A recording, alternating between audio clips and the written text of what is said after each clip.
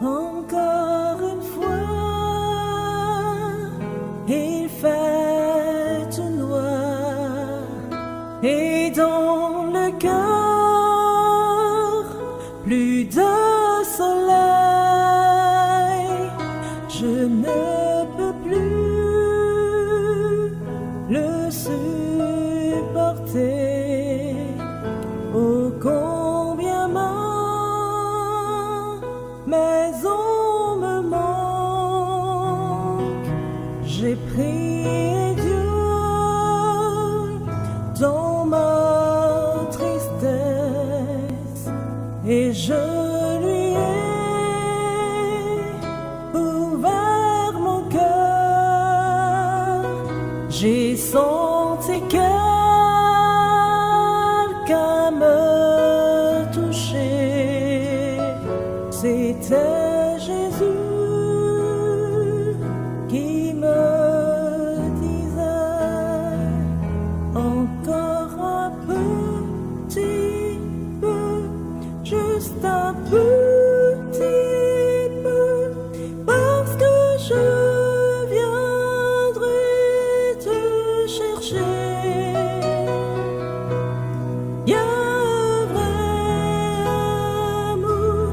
Une rivière de paix, y a un ciel qui sera ma maison.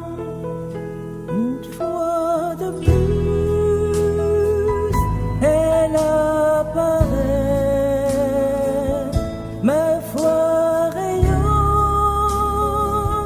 tel le soleil,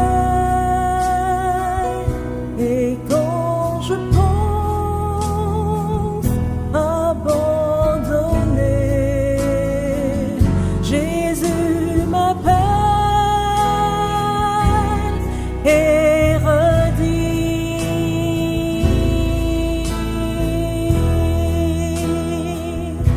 encore un petit peu, juste un petit peu, parce que je viendrai te chercher.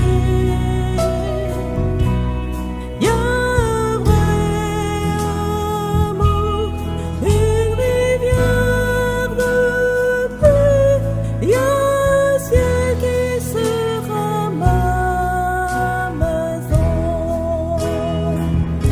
Encore un petit peu, juste un petit peu, parce que je viendrai te chercher.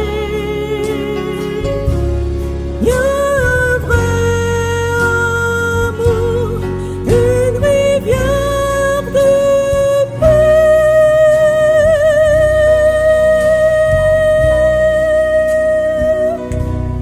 Y a un ciel qui sera ma maison.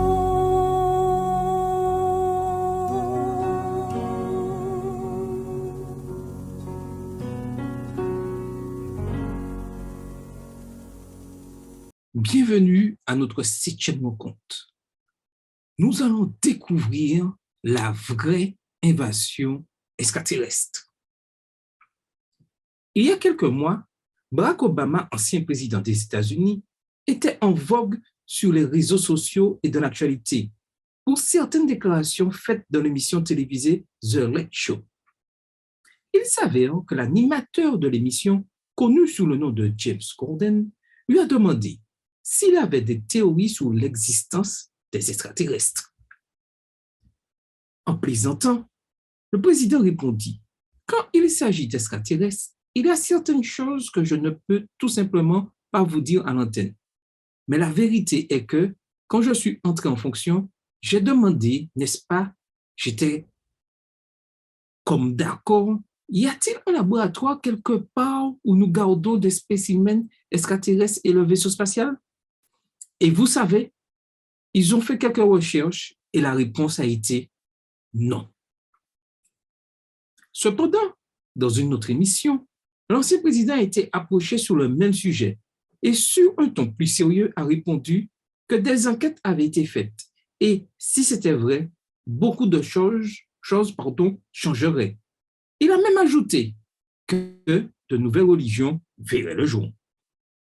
Sans surprise, cette déclaration faite par l'un des dirigeants les plus influents de ces dernières années ont déclenché des théories du complot selon lesquelles nous sommes au bord d'une invasion extraterrestre. Beaucoup de gens ont commencé à spéculer que nous serions bientôt envahis par des habitants supposés d'autres planètes. Il est important que vous compreniez que ce sont des théories du complot et qu'elles n'ont aucun fondement. Cependant, le livre de l'Apocalypse nous parle de la véritable invasion des extraterrestres.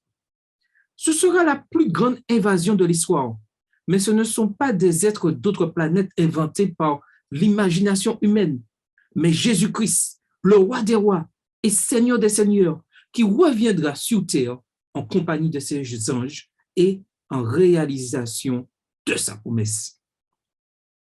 Allons au livre de l'Apocalypse, chapitre 19, les versets 11 à 16, et lisons ensemble la description de la plus grande invasion de l'histoire. Puis je vis le ciel ouvert, et voici parut un cheval blanc. Celui qui le montait s'appelle fidèle et véritable, et il juge et combat avec justice. Ses yeux étaient comme une flamme de feu. Sur sa tête étaient plusieurs diadèmes. Il avait un nom écrit que personne ne connaît, si ce n'est lui-même, et il était revêtu d'un vêtement teint de sang. Son nom est la parole de Dieu.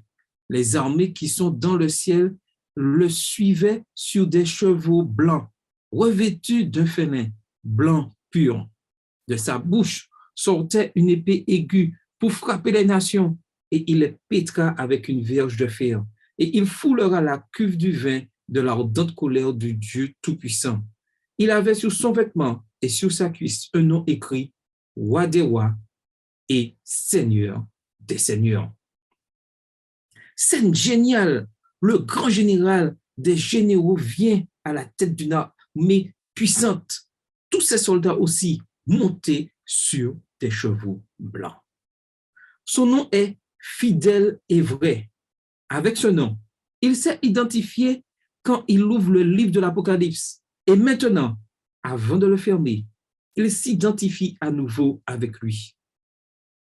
Dans les temps anciens, les grands généraux romains qui régnaient sur le monde à l'époque où l'Apocalypse a été écrite avaient l'habitude d'entrer dans Rome après ces grandes batailles et conquêtes, chevauchant à la tête de ces armées. Ils étaient vêtus d'habits élégants et portaient sur la tête une couronne, symbole de victoire. En outre, suspendus à leurs épaules, ils portaient un large ruban sur lequel étaient affichés leur nom et leur grade militaire. L'apôtre Jean présente Jésus comme un général triomphant qui vient vêtu de rouge, un symbole de son propre sang qui a été versé pour le pardon de nos péchés et portant sur sa tête non pas une couronne, mais beaucoup de couronnes, car ses victoires ont été nombreuses.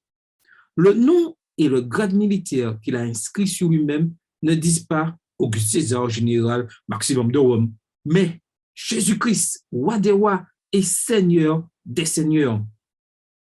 Pouvez-vous imaginer ce que serait si l'Apocalypse avait été écrite à notre époque? Comment décririez-vous le retour de notre Seigneur Jésus-Christ? Eh bien, je laisse cela à votre imagination. Ce que je veux vous dire, c'est qu'il n'y a pas de mots qui puissent décrire la grandeur de ce jour où Jésus se manifeste une seconde fois dans la gloire. Bien que nous ne puissions pas décrire avec précision l'événement de la seconde venue, la Bible révèle au moins cinq vérités qui décrivent comment Jésus reviendra. Première vérité, Jésus reviendra littéralement. La seconde venue du Christ n'est pas, comme certains l'enseignent, simplement un retour spirituel ou symbolique. Au contraire, la seconde venue sera littéralement un événement. Lorsque Jésus est monté au ciel après sa résurrection, 2 anges ont parlé aux disciples en disant, et dirent, Galiléens, pourquoi vous arrêtez-vous à regarder au ciel? Ce Jésus qui a été enlevé au ciel du milieu de vous viendra de la même manière que vous l'avez vu allant au ciel. Acte 1, verset 11. Jésus reviendra, oui, Jésus reviendra personnellement. La seconde venue sera une apparition littérale, tout comme il a promis. Le même Jésus qui a accompli les grands miracles, qui est mort et est ressuscité, viendra nous chercher et nous prendra avec lui. Deuxième vérité, Jésus viendra de manière visible. L'Apocalypse, chapitre 1, verset 7, ne laisse aucun doute dans notre esprit quant à ce que sera la venue de notre Seigneur. Voici, il vient avec les nuées. Et tout œil le verra, même ceux qui l'ont percé, et toutes les tribus de la terre se lamenteront à cause de lui. Oui, amen. Jésus lui-même a décrit sa seconde venue comme un événement visible. Alors le signe du Fils de l'homme paraîtra dans le ciel. Toutes les tribus de la terre se lamenteront et elles verront le Fils de l'homme venant sous les nuées du ciel avec puissance et une grande gloire. Matthieu 24, verset 30. Troisième vérité, Jésus viendra de manière audible. La Bible enseigne clairement que nous ne verrons pas simplement le retour de Jésus, mais que nous l'entendrons aussi, quand le Seigneur lui-même, à un signal donné, à la voix d'un archange et au son de la trompette de Dieu, descendra du ciel et les morts en Christ ressusciteront premièrement. 1 Thessaloniciens 4, verset 16. Le prophète Jérémie, se référant à la fin du monde, ajoute « L'Éternel rugira d'en haut de sa demeure sainte. Il fera retentir sa voix. Il rugira comme le lieu de sa résidence. Il poussera des cris comme ceux qui foulent au pressoir contre tous les habitants de la terre. » Jérémie 25, verset 30. De même, le psaume 50, verset 3 dit « Il vient notre Dieu. Il ne reste pas en silence devant lui et un feu dévorant. Autour de lui, une violente tempête. » Juste au cas où il y aurait place pour le doute, l'apôtre Pierre a également fait référence à l'immense son. Le jour du Seigneur viendra comme un voleur. En ce jour, les cieux passeront avec fracas, les éléments embrasés se dissoudront et la terre avec les œuvres qu'elle renferme sera consumée. 2 Pierre 3, verset 10. Il est clair que la seconde venue du Christ sera tonitruante. Il y aura des cris et des trompettes et toutes sortes de sons intenses. Quatrième vérité. Quand Jésus reviendra, il ne sera pas seul. La Bible dit que des anges l'accompagneront. Lorsque le Fils de l'homme viendra dans sa gloire, avec tous les anges, il s'assiera sur le trône de sa gloire. Matthieu 25, verset 31. Remarquez qu'il ne s'agit pas de certains anges, mais de tous les anges. Remarquez cela, et c'est très important de le comprendre. Daniel 7, verset 10 donne cette description des anges dans le ciel. 1000 milliers le servaient et 10 000 millions se tenaient en sa présence. C'est vraiment beaucoup d'anges. Et ils viendront, oui, ils viendront avec Jésus. Le retour du Christ ébranlera également les fondements même de la terre, comme si un tremblement de terre global démolissait la planète. Voilà la cinquième vérité. Jésus viendra et bouleversera la terre. Je regardais quand il ouvrit le 6e sceau et il y eut un grand tremblement de terre. Le soleil devint noir comme un sac de crin. La lune entière devint comme du sang et les étoiles du ciel tombèrent sur la terre, comme lorsqu'un figuier secoué par un vent violent jette ses figues vertes. Le ciel se retirera comme un livre qu'on roule, et toutes les montagnes et les îles furent remuées de leur place. Apocalypse 6, les versets 12 à 14. Waouh! Un tremblement de terre assez fort pour écraser les montagnes activerait également tous les volcans de la planète et déclencherait des tsunamis mondiaux époustouflants. Pouvez-vous l'imaginer? Des îles en voie de disparition et de grandes masses continentales déchirées par des vagues géantes. Chers jeunes, la seconde venue du Christ est un événement imminent. Plutôt que vous ne pouvez l'imaginer, nous verrons Jésus revenir avec ses 16 anges. Oui, Jésus vient. Mais il y a une autre caractéristique que le retour du Christ a. Voulez-vous savoir ce que c'est? C'est que ce sera un événement décisif. Et quand Jésus viendra, le monde sera divisé en deux groupes, les sauvés et les perdus. Apocalypse 6, versets 15 et 16, décrit le groupe des perdus comme suit. Les rois de la terre, les grands, les chefs militaires, les riches, les puissants, tous les esclaves et les hommes libres se cachèrent dans les cavernes et dans les rochers des montagnes. Et ils disaient aux montagnes et aux rochers, tombez sur nous et cachez-nous devant la face de celui qui est assis sur le trône et devant la colère de l'agneau. Pour beaucoup, ce sera un jour très triste, ou pour d'autres, ce sera le plus beau jour de leur vie. Le prophète Ésaïe décrit le groupe des sauvés en ces termes. En ce jour, l'on dira, voici, c'est notre Dieu en qui nous avons confiance, et c'est lui qui nous sauve. C'est l'Éternel en qui nous avons confiance. Soyons dans l'allégresse et réjouissons-nous de son salut. Ésaïe 25, verset 9. Oh, comme ce jour sera glorieux pour les sauvés. Ce sera un jour de réjouissance et de bonheur. Ce sera un jour de joie indescriptible. Christ vient. Christ revient très bientôt. C'était l'espoir qui remplissait le cœur de Luis. Adolescent, il a entendu le message que Jésus reviendrait pour la deuxième fois. Mais, comme beaucoup, il n'y a pas prêté attention. Un jour, il a été invité à des conférences de jeunes et, à sa grande surprise, le thème que le prédicateur a présenté ce soir-là était la seconde venue du Christ. Luis a écouté attentivement chaque mot du prédicateur, mais au moment de l'appel, il n'a pas pris sa décision. Il a quitté l'église sur sa moto et a été heurté de façon inattendue par un véhicule venant en sens inverse. Miraculeusement, Dieu a préservé sa vie. Il a été emmené à l'hôpital à moitié inconscient. En chemin, alors que les ambulanciers faisaient tout pour lui sauver la vie, Luis a adressé une prière à Dieu. Il lui a demandé de préserver sa vie. Dieu merci, le miracle a été accompli. Pendant son séjour à l'hôpital, Luis a pris la décision de donner sa vie à Jésus. Pendant son séjour à l'hôpital, il a pris cette décision de manière sincère de donner sa vie à Jésus. Des mois plus tard, il a été baptisé et aujourd'hui, il croit en l'Évangile et attend avec joie la seconde venue du Christ. Chers jeunes, le but de ce message n'est pas de faire peur. Au contraire, notre objectif est de vous apporter de l'espoir.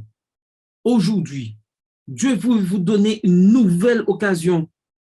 Aujourd'hui est le meilleur jour pour donner votre vie à Dieu et vous préparer à la véritable invasion extraterrestre, la seconde venue du Christ en gloire et en majesté. Amen. Prions. Seigneur, nous voulons t'offrir nos cœurs. Nous voulons être dans le bon camp. Nous voulons être dans le camp des sauvés. Donne-nous cette énergie, cette force. Donne cette force à tous ces jeunes qui ont suivi cette semaine de prière, de pouvoir accepter ce message, de pouvoir obéir à tes commandements, de pouvoir refléter ton caractère, Seigneur. Et qu'ainsi qu'il soit, que chacun de nous soyons un exemple pour tous ceux qui nous entourent. Nous avons soif que tu reviennes, Seigneur. Reviens, Seigneur Jésus. Reviens en gloire dans ta majesté. Amen. Et comme d'habitude, je vous laisse avec les questions de réflexion et d'étude. Comment Apocalypse 19 décrit-il le retour de Jésus? Combien verront Jésus venir dans la gloire? Qui accompagnera Jésus lors de sa seconde venue? Qu'arrivera-t-il à la terre quand Christ reviendra une seconde fois? Que diront les sauvés quand ils verront Jésus venir dans la gloire? Amen. Que le Seigneur vous bénisse.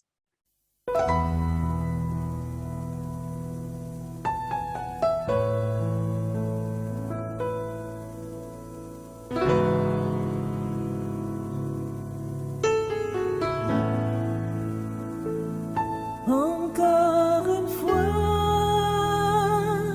il fait tout noir et dans le cœur, plus de soleil. Je ne peux plus le supporter.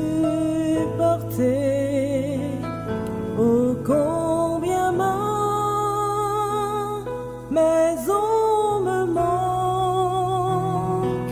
J'ai prié Dieu